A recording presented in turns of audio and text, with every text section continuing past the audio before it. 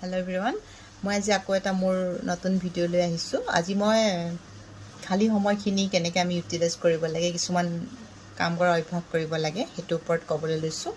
আৰু সকলোৱে জানে খালি সময়, খালি মন মানে বেয়া কথা চিন্তা লোৱা, বেয়া কথা বা লোৱা গোটেই সমস্ত পৃথিৱীৰ বেয়া কথাবোৰ আহি আপোনাৰ মনত সোমাই যাবহি।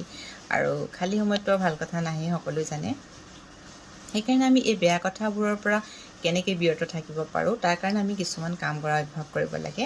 যেনে ধৰক 1 নম্বৰতে আমি কিতাপ পঢ়িব পাৰোঁ। বায়'পিকৰ ওপৰত আমি কিতাপ পঢ়িব পাৰোঁ। বেছি নহয়, 15-20 মিনিট সময় পঢ়ক আপুনি, মানে খালী সময়খিনি ইউটিলাইজ কৰক। আৰু নেক্সট আহিলে আপুনি কিবা এটা নতুন শিকিব পাৰে। নতুন শিকা বুলি ক'লে বহুত কিবা কিবি আছে, যাৰ যেনেকৈ মন যায় মানে পাৰে তেনেকৈ সেইটো হিচাপে শিকক। বহুত কিবা কিবি শিকিবলগীয়া আছে আৰু শিকিব লগাখিনি কথা আৰু মই এক্সপ্লেইন নকৰোঁ। যাৰ যেনেকৈ মন যায় শিকিব পাৰে নতুন কিবা এটা, যিটো আপুনি নাজানে বা আপোনাৰ ইণ্টাৰেষ্ট আছে, শিকিব মন আছে, শিকিব পাৰে। নেক্সট আহিলে আপুনি ডায়েৰী লিখিব পাৰে, জাৰ্নেল লিখিব পাৰে। জাৰ্নেল লিখাৰ ময়ো লিখোঁ, আজিকালি লিখোঁ, প্ৰায় লিখোঁ ময়ো।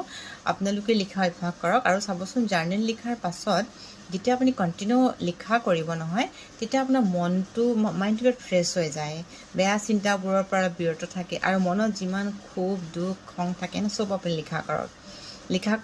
লিখাৰ পাছত আপুনি ৰিলেক্স হৈ যাব, মোৰ নিজৰ অভিজ্ঞতা সেইকাৰণে কৈছোঁ। আৰু জাৰ্নেলৰ ওপৰত বেছি কিবা যদি লাগে নলেজ, আপুনি ইউটিউবত চাৰ্চ কৰিব পাৰে, এইবিলাকৰ ওপৰত ভাল ভাল ভিডিঅ' আছে।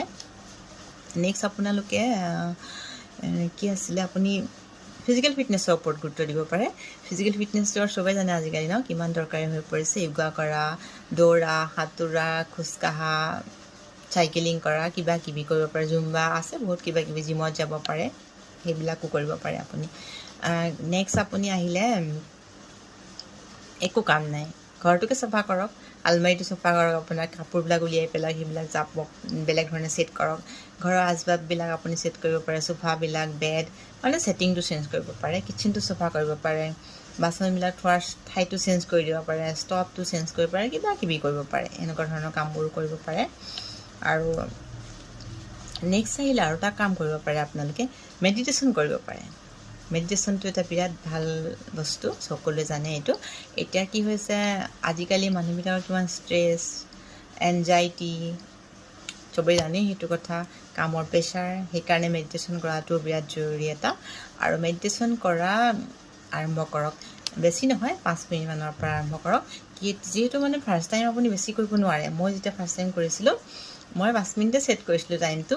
কি হয় মানে 5 মিনিটো বহি থাকিব নোৱাৰে, চকুকেইটা মেলি এনেকৈ লাহেকৈ মই চাওঁ, আকৌ মুড